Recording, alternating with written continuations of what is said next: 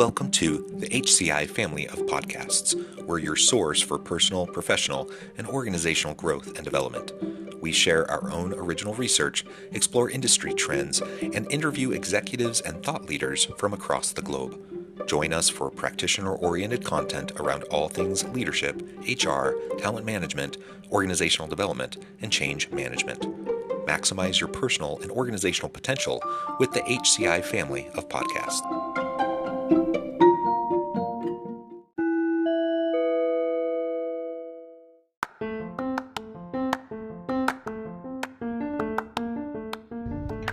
Welcome to the podcast. In this podcast episode, I talk with Jaime Dunaway-Seale about unpacking Gen Z salary expectations.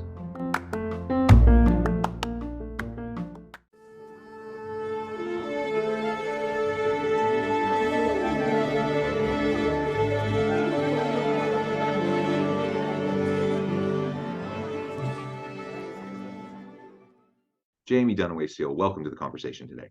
Thanks for having me. It is a pleasure to be with you. Welcome back to the podcast. We've talked before and you always have great insights. Today, we're going to be talking about a recent report and data analysis that you've done, unpacking Gen Z salary expectations. And I think from a comp and benefit standpoint, from a strategic... No, I think that sums it up pretty well.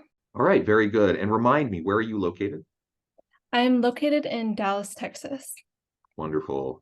Texas. I'm joining you from the Salt Lake City area in Utah.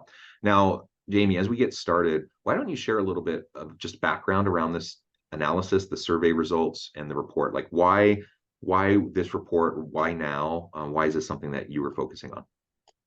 Right. This is the second edition of this report. And both years, we discovered that Gen Z really does not have a good grasp on what they're actually going to make 1 year out of college and even into mid-career. And, this is really important because, as they're, financial planning, they've got a lot of debt coming out of college and, they're looking for jobs and they're going to need to find a job that they can live on and save and pay off their debt. And if you don't have a good idea of what the salary range is for your field, you might really be in for a surprise. And so we just want to give, want kids to be as educated as they can coming out of college. Yeah. And, I love the idea of just giving everyone straight out of school a really great starting salary. I wish we could pay people more, but we also have to have a firm grasp on reality so that we can plan accordingly. And that's part of the challenge. It's part of the challenge of when students go into the university setting and choose a major. Reasonably, what can you expect? What's the cost of that education? What kinds of student loans are you going to have to take out? What can you expect reasonably from a salary in that career field? And we know that some careers just pay better than others. And I'm all for a broad liberal arts education. I'm all for the humanities and the social sciences. I'm a sociology undergrad myself. But it also comes with the realization, one of the reasons why I went on for grad school is because I knew that, graduating with a bachelor's in sociology alone probably wouldn't get me to where I wanted to be, right? And so just having that understanding, I think, is just really, really important. I don't want to discourage any student from pursuing, their passion or pursuing the field that they're super interested in, but you just have to understand what those realities are. Right. One of the interesting things we found in the study was that most students say that they think about salary when they're choosing a major, but sometimes when they get into it, they're like, this really isn't for me. So like engineering students, they're probably going to make a really good salary right out of college, but a lot of them, regretted their major. It could be that high stress environment or, it's just not really interesting to them. Whereas on the flip side, psychology majors who are probably not going to make the highest salary right out of college had, the least regret. I think only 37% regretted their major, which is still a good chunk, but it wasn't as much as some of the other fields that we saw. Yeah, and I forget the report that came out. Maybe you're referencing it, or maybe this is from your own analysis, but there was a report that came out not long ago, maybe a few months back, that had the 10 least regretted majors. Is that what you're referring to, or did you do your own analysis there? Right. This was from our own analysis. Okay. And, it is interesting, like, to some extent, if you have a good salary, like, you're going to be less stressed financially, but you also, like, money doesn't buy everything. It doesn't buy, Yeah. complete happiness. So sometimes it really is worth, following your interests and following your passions. Yeah, well, and just anecdotally, I'll just share my own background. So I switched majors several times, and I ended up in accounting. I was at a top university in a top accounting program, ranked top 1, 2, or 3 every year. I was good at it. I knew that if I did this program and I finished, I would be set. Like, I would have a successful career, I'd have a stable career, I would have a good salary with lots of opportunities for growth, etc. The only problem was I hated it. And so, I was a year into the program, and I just really didn't like it. The more and more I thought about, like, this is what I'm going to slog through every day for the rest of my career, I couldn't envision it. And that's when I switched. I switched my major one more time. I went from this like top-notch accounting program to sociology, and people thought I was nuts for doing that. And maybe I was, but you know what? I'm really glad that I didn't find myself. I'm 44 now. I'm really glad I'm not like 44 stuck in a job I hate. And instead I was able to carve out a different path, and I found success in the path I've taken, even though it was totally different. And there's nothing wrong with people doing a job that they're good at, that takes care of their needs, their family's needs, pay the bills, and they don't love it. I am an advocate for just hard, honest work, and not everyone is privileged enough to be able to be picky and choosy about the work that they do.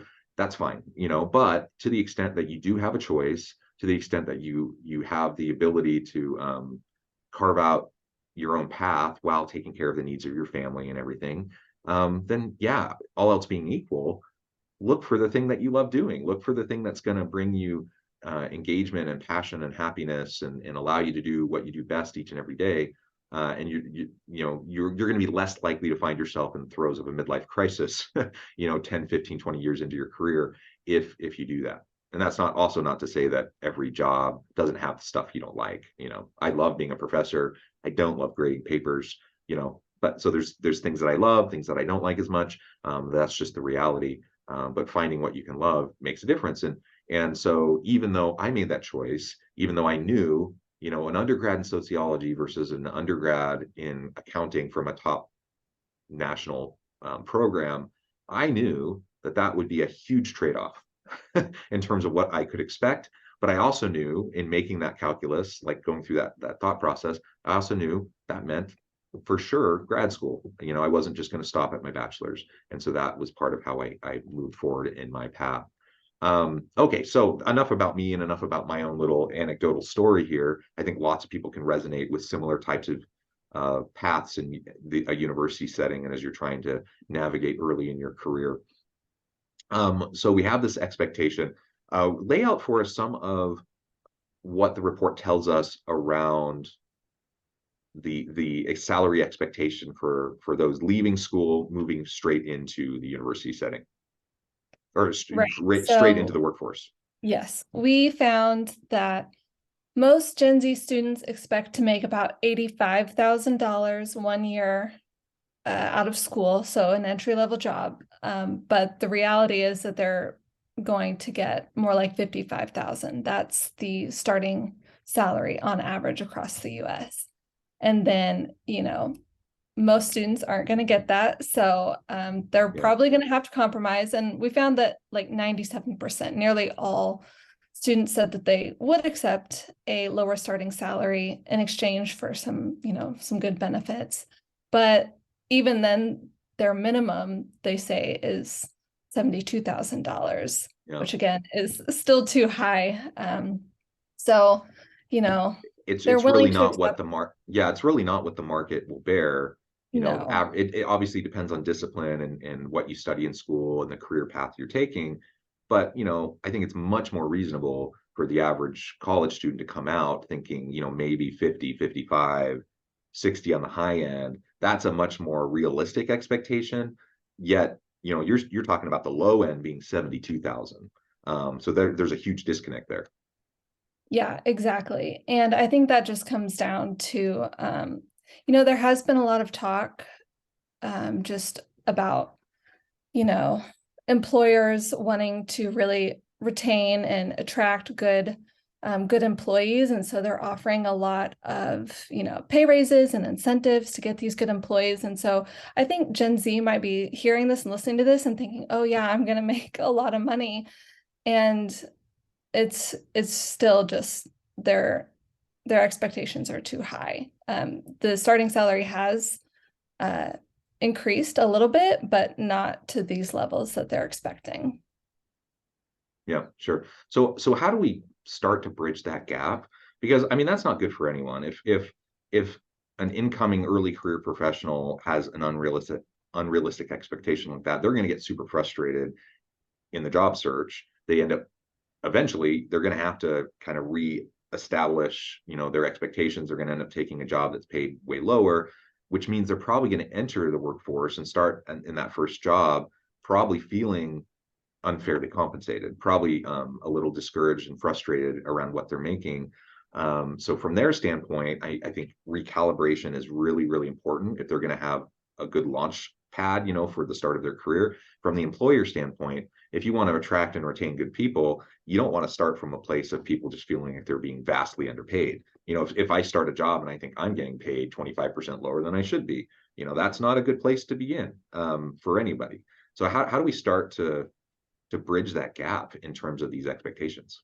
Yeah, I think that's a great question. And I think it starts with education, like these colleges, career centers, they really need to help students figure this out by providing lots of resources. And, to some extent, the onus is on the student. Like they need to, talk to their professors. Like a lot of times, like I majored in journalism, like, my professors were very clear about what I would probably make right out of college. So just, ask their teachers if they do an internship, ask their boss, ask their coworker, and that will help them really get a good gauge of what they can expect. And on the employer side, I think clear career frameworks are really helpful so that new employees can see like where they could go in that particular job at that particular company. And so they have an idea and they can set realistic expectations. Having that dialogue is going to be really important in the university space. I want my students to have, we talk about realistic job previews all the time. I'm in the HR space, so we talk about realistic job previews from a variety of angles, just from an HR perspective. Certainly part of that means just what is realistic for you as a student leaving this program. Like we think we prepare our students really well. We think we launch them well. We think they're going to be able to have success. But, if you think you're going to leave and magically get that 80 grand a year job without a master's degree, I think you're probably smoking something. It's just not going to be the reality for like the vast majority of students. It's possible, but it's just probably not going to happen. So, with that said, on the professor side, on the advising side in the university setting, we just need to be realistic with our students and be clear in helping to set those expectations. And on the employer side, I think we need to be crystal clear when we're going through the recruitment and the screening and the selection and the interviewing process. Be transparent. That's something I feel very strongly about, that we should have less of the opaqueness around hiring, salary, benefits that are offered with the position. I think we should be transparent in job postings, let people know right up front what the range is and what is reasonable for this position, so that people won't waste their time. They don't waste your time going through the whole interview process trying to get a job and then realizing, oh, this is 20% less than I expected. I see that all the time. So on the employer side, think about the applicant experience. Think about the bringing this new person in, and if it was you, what would you hope for and what would you expect, and act accordingly.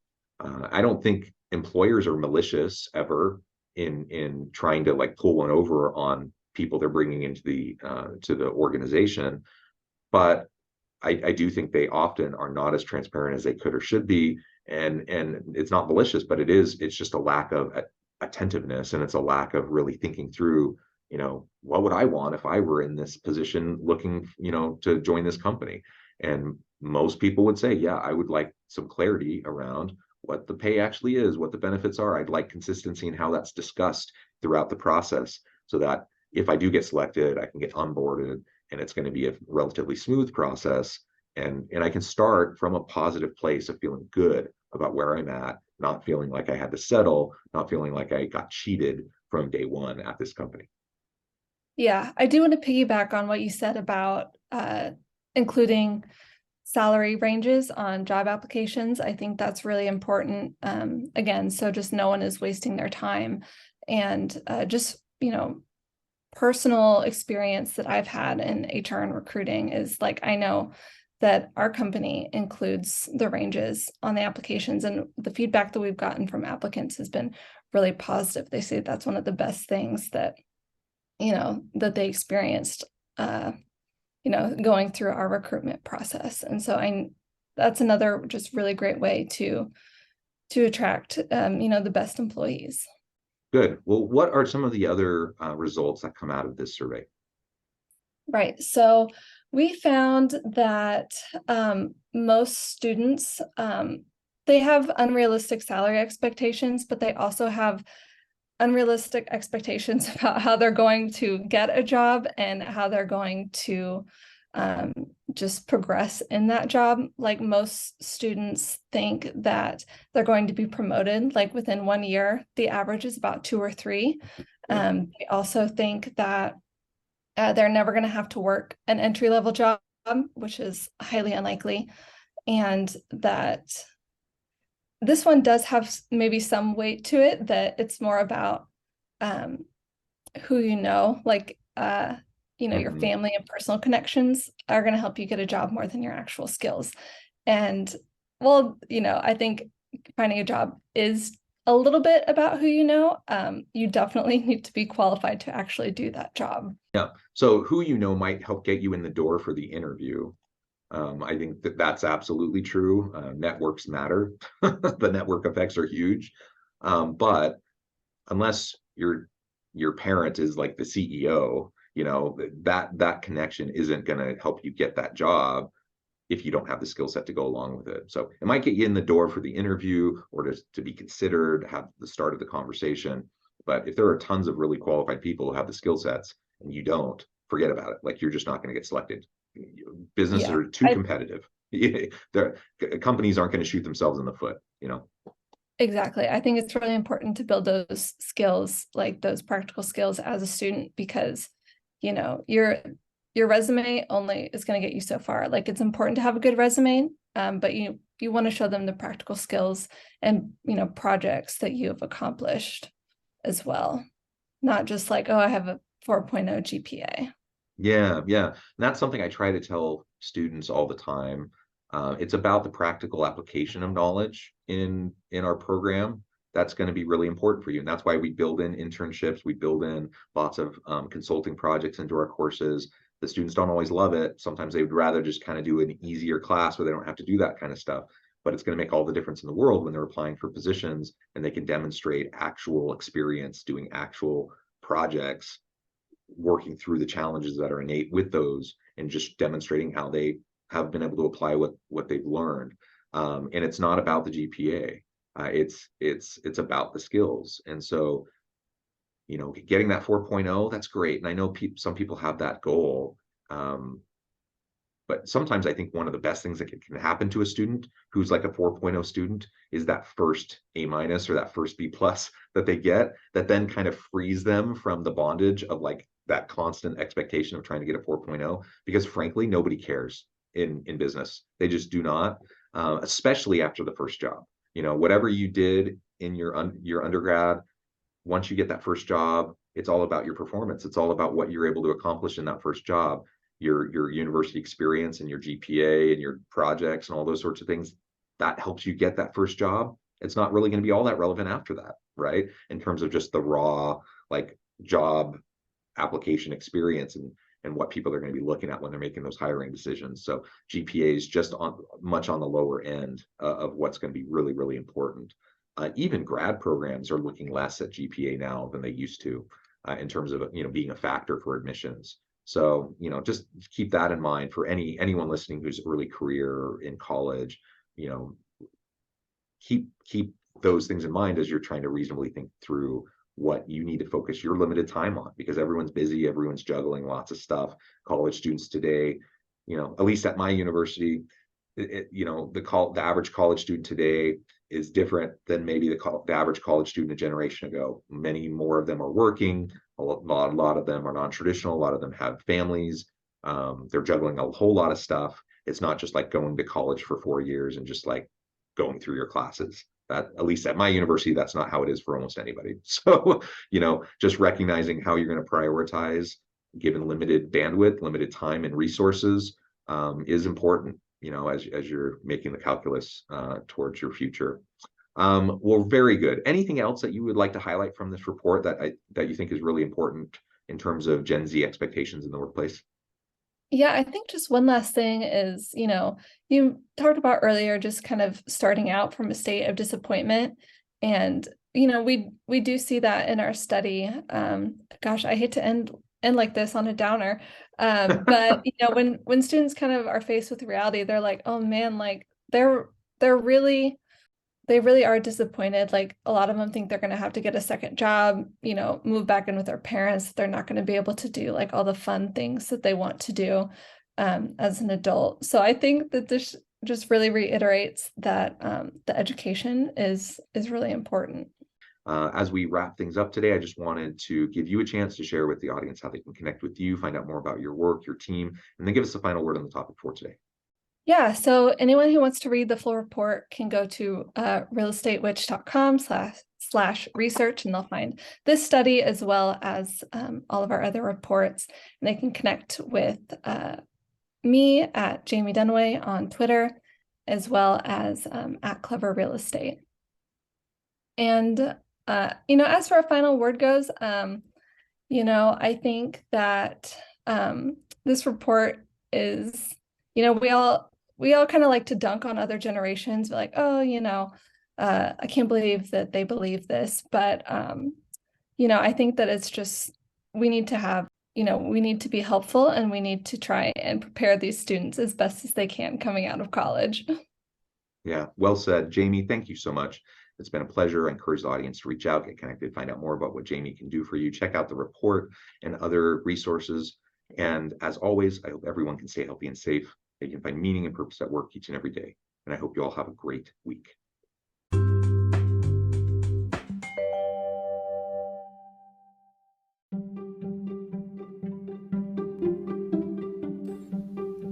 Thanks for joining us for this episode of the podcast. We hope you stay healthy and safe, and please join us again soon.